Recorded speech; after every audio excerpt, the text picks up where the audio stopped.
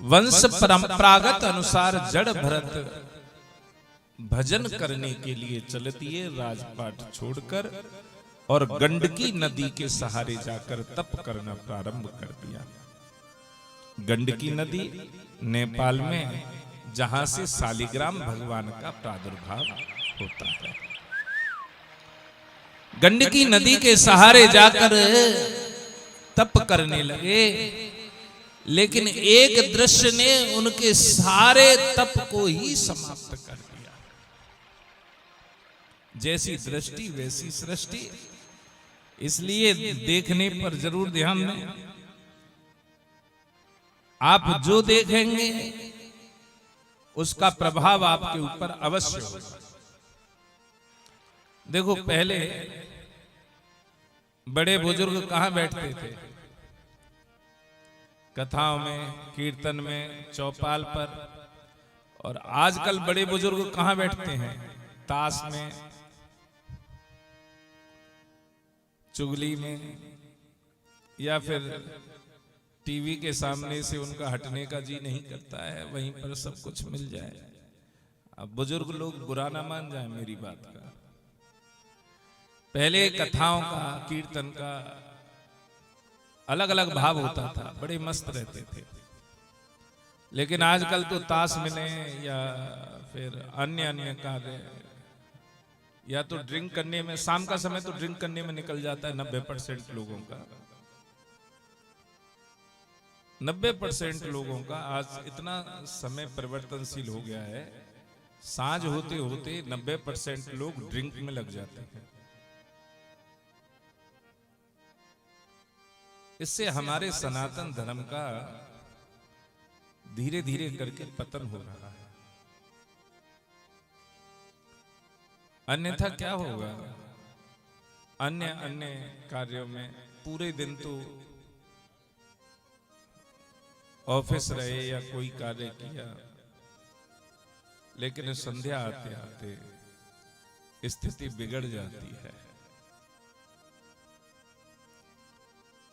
लेकिन मेरा अपना सोच है, अपना अनुभव है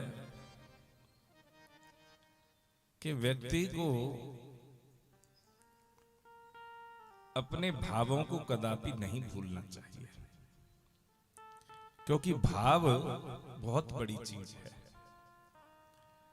आप उस कार्य को अपने रिश्तेदारों में, अपने परिवार में उस समय को वहां बांटें,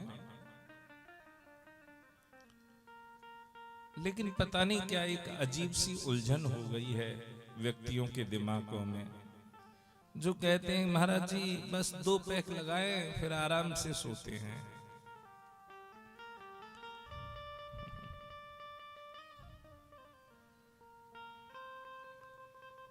एक दृश्य जिसने, महेश जी, प्रकाश भैया चावल देने आए, उनके चावलों की व्यवस्था करके।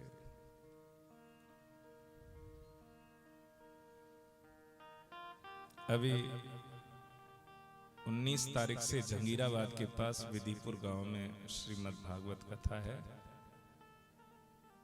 वही भैया चावल लेकर आए हुए हैं। इसी 19 तारीख से कथा है। 16 तारीख को यहाँ कथा होने के पश्चात मैं मांडवगढ़ मध्य प्रदेश के लिए प्रस्थान करूंगा। 18 को वहां से रिटर्न है और 19 से इनके यहाँ पर कथा है। और 27 तारीख से फिर बल्लभगढ़ फरीदाबाद में सनातन धर्म मंदिर सेक्टर 9, वहां पर श्रीमद् भागवत कथा है।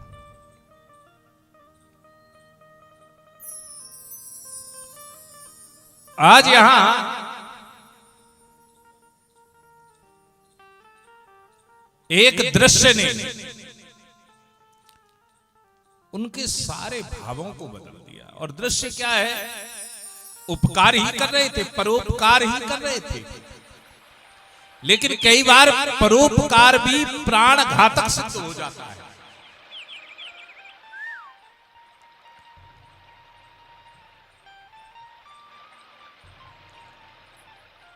नदी के अंदर खड़े होकर सूर्य को अर्घ दे रहे थे। एक प्यासी हिरणी आई जो गर्भ धारण किए हुए, प्रसव का समय समीप है, और एक शेर की दहाड़ सुनाई पड़ी। शेर की दहाड़ सुनते ही एक छलांग में वो नदी को पार करना चाहती है, लेकिन जो गर्भ का बच्चा है वो स्रवित हुआ। जब वो नदी में डूबने लगा तो जड़ भरत ने उस बच्चे को अपनी आंचल में तो भर लिया।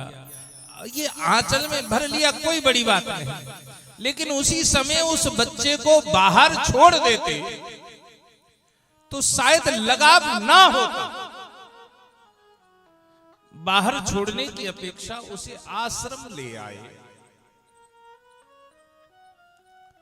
और आश्रम में लाकर इति कृतानुशंग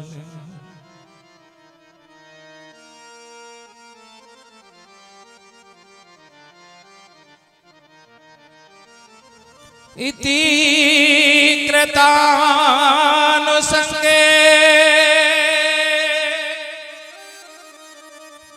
आसन से नाटन स्थान दिशु सह मृग जहुना स्नेह अनुबुद्ध हृदय।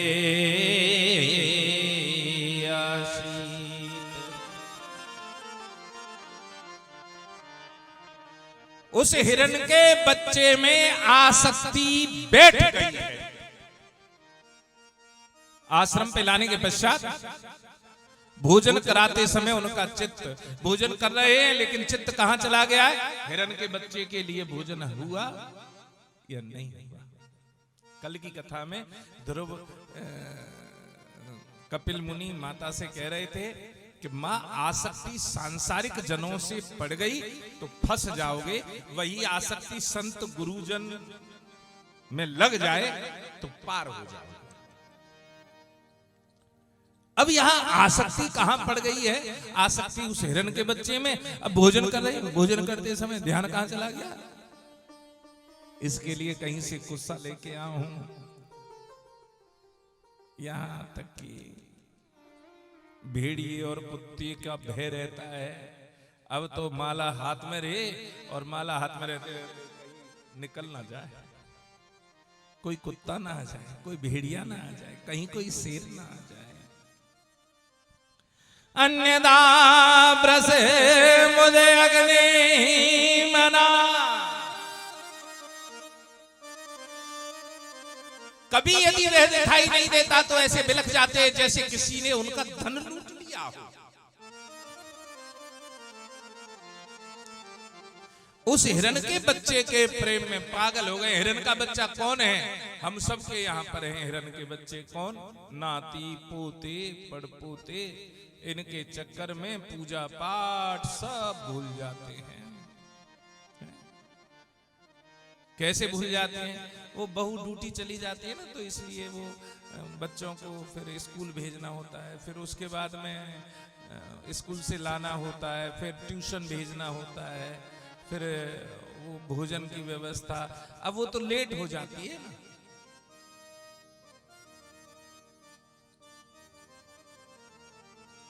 देखो, पता नहीं कौन सी तलाश कर रहे हैं, कौन सा हमें वैभव चाहिए जिसके पीछे हमारा सुख चैन सब छिन गया है। पहले एक व्यक्ति कमाता था, सब खाते थे। आज सब कमाते हैं तो भी पेट नहीं भर रहे। पता नहीं कौन सा वैभव।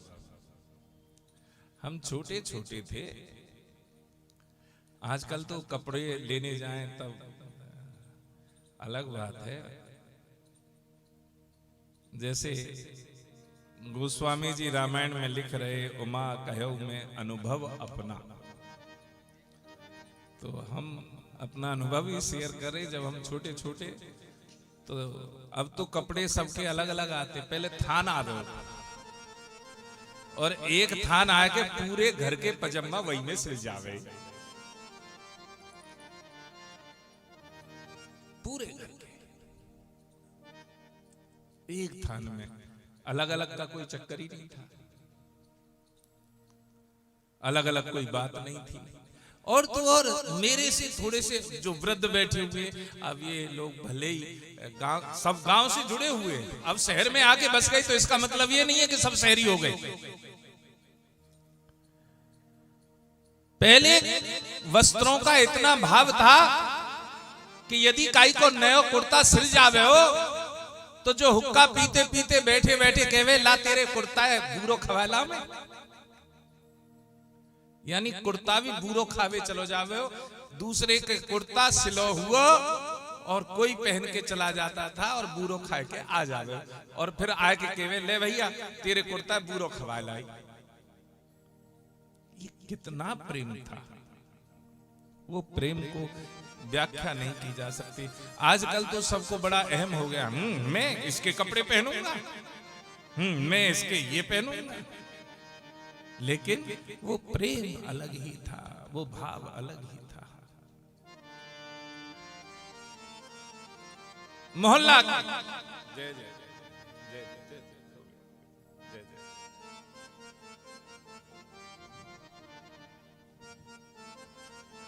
मोहल्ला पड़ोस गांव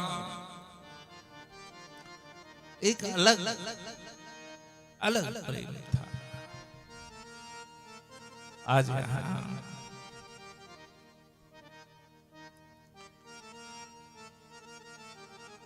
उनका चित्त उस हिरन के बच्चे में लग गया है, हिरन के बच्चे। अब तो कुछ अच्छा नहीं लगता।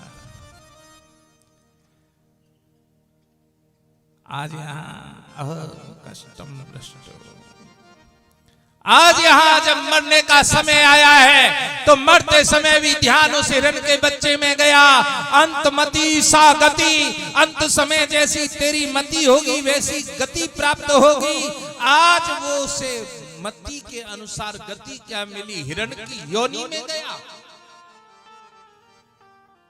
और जब हिरन की योनि में गया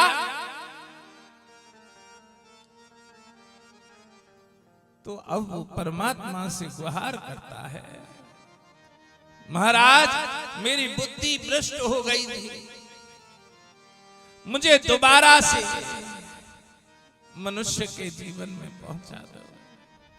मैं तुम्हारा नाम लूंगा, तुम्हारा सुमिरन करूंगा, तुम्हारा भजन करूंगा।